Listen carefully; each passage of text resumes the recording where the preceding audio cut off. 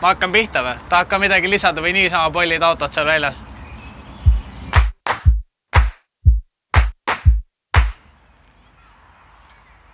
Ei, ma ei tea. Jah, nii on õige. Ega pikka jutt ei ole. Mercedes V6.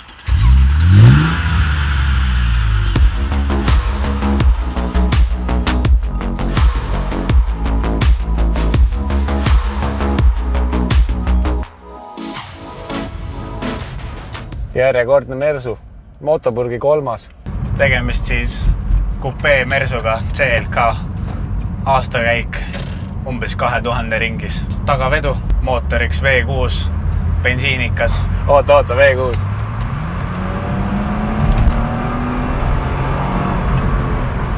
Normaalne või?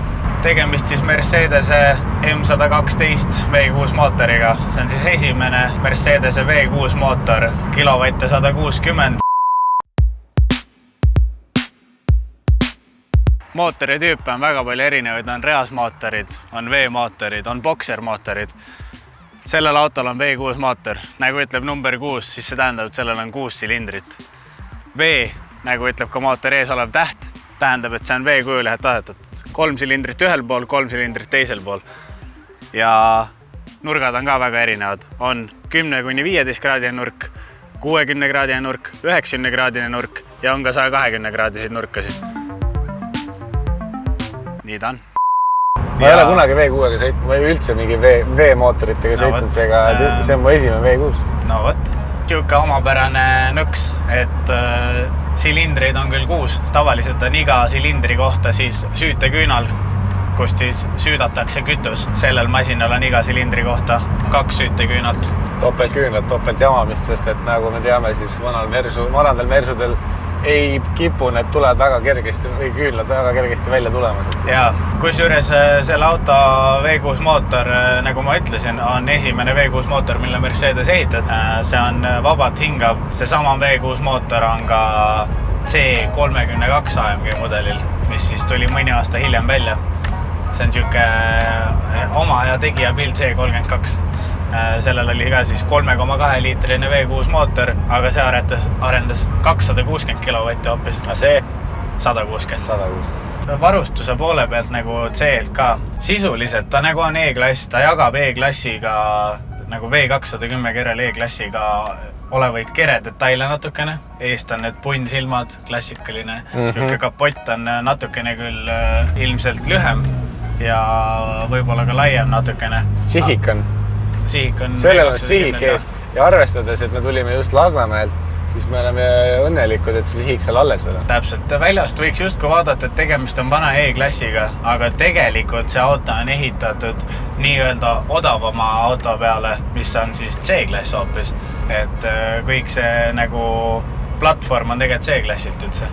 Sellel on näiteks siin katuseluuk, väga uhke. Aga siin on väga uhke navigatsiooniga no see on ikka vapsieena. See nagu on põhimõtteliselt keskklassi tase juba. On küll, jah. Mis on veel mugavuste poole pealt? No halloona. See kuradi püsikakang, mis on juba legendaarne vanadel Mersudel. Ma isegi tegelikult ei tea, mis süsteemis nad uutel Mersudel on, aga vanadel on küll see üles, peale, alla, Siukene kang on isegi suhteliselt uutel Mersudel ka, kui me sõitsime selle C-klassiga pool aastat tagasi juba või millal see oligi. Sellel oli samasugune see kang, et see on legendaarne Mersude püsikiirushoide. Imelihtne, lihtsalt lükkad laks üles ja olemas. Sisemiselt varustuselt siin, ma ei tea, kas seda topsihoidet näha või? No eks ikka. Selles suhtes kohvitops on kuhugi vaja panna, et kui V210 E-klassis oli see mure, et polnud ühtegi topsihoidet, pidid nagu kuhugi siia paigutama selle jääd. Nii, kas CLK üllatab meid paremini? CLK üllatab meid, vaata seda aretust siin. Mida? Mis asi see on? See on... Aga miks ta sul ainult on? No ütleme nii, et üks on parem kui 0. No, siia tehniliselt läheb teine ka. No mis asi sul siin? Red Bulli purk. Väike Red Bulli purk läheb. Ja siia läheb suur kohvitops. Võib-olla on siin ka, vaata. Ei ole seal. See on ikka natukene üleinseneeritud värk. Ja siin sees. Oi. Ja seal. Oi.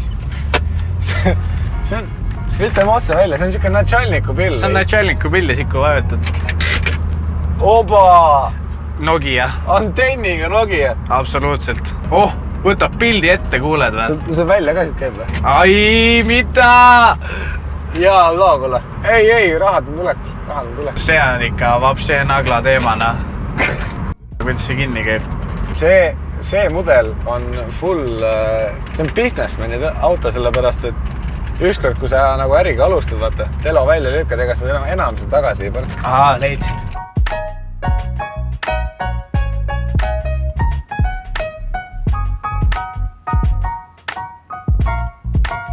Tõmbasime korra tee pealt kõrvale, et vaadata, mida see auto endast ka siis väljaspoolt kujutab, eks ole. Ja esimese asjana, mida maasid kohe, see on fully blacked out lihtsalt. Mis minule selle auto juures kohe silma jääb, on see nina. See on nagu reaalselt võetud V210 E-klassilt. Ikoonilised punnsilmad, ime, et sihik on alles.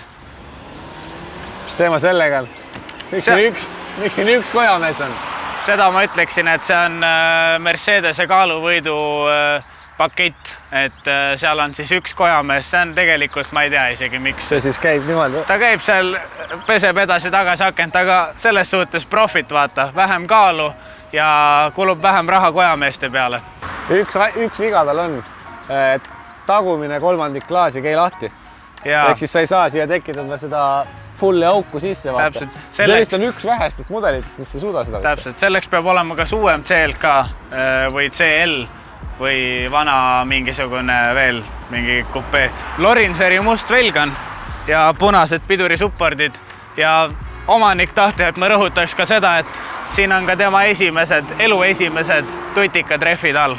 See punane support on originaal või? Need on originaalid. Äkki räägid veel natukene Mercedese kaaluvõidusüsteemist? Jaa, tuleme lähemale. Nagu selle ajastu Mersudele natukene ka omale, siis on tehtud paar kaaluvõidu nipet-näpet lüket. Noh, siin ja siin ja natuke ka siin.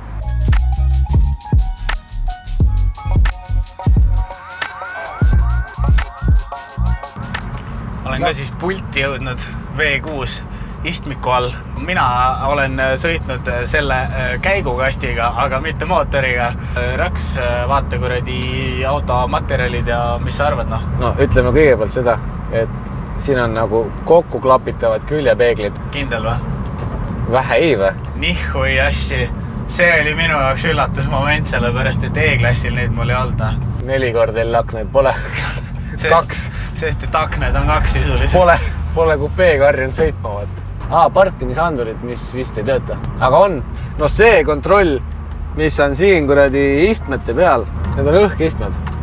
Ta midagi timmib jah sulle, aga ma ei ole ka aru saanud kunagi, et mida seal timmib. See timmib, näed. Ma krutin sul.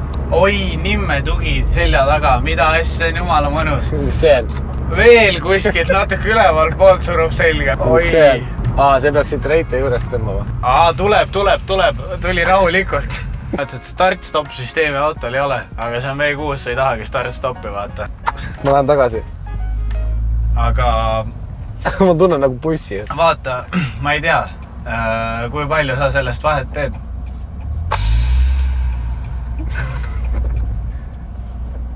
Ma ei saa aru. Hoia eemale vist. Ega ei saanud täpselt aru. Ma ei tea, mida ta vehkis seal.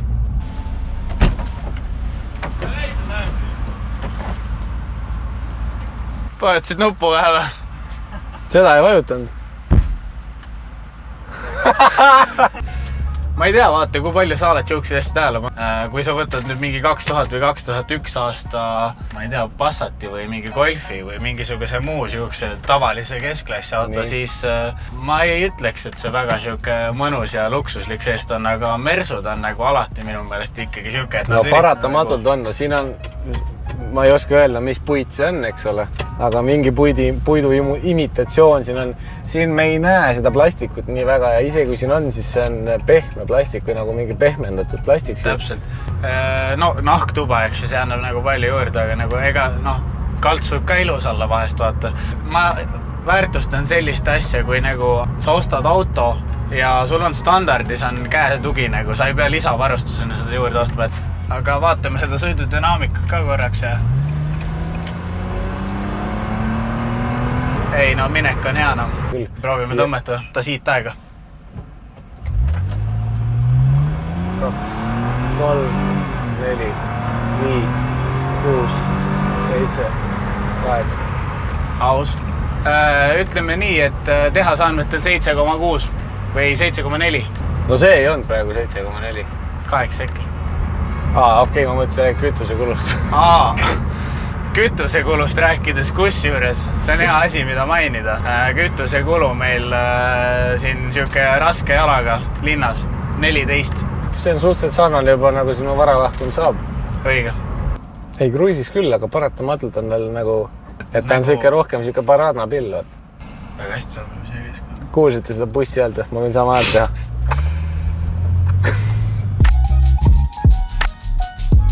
No vot, näed, nüüd me oleme juba nagu sobivamas keskkonnas. Full blacked out, mingi kupee, mersu, vana, V6 mõirgab.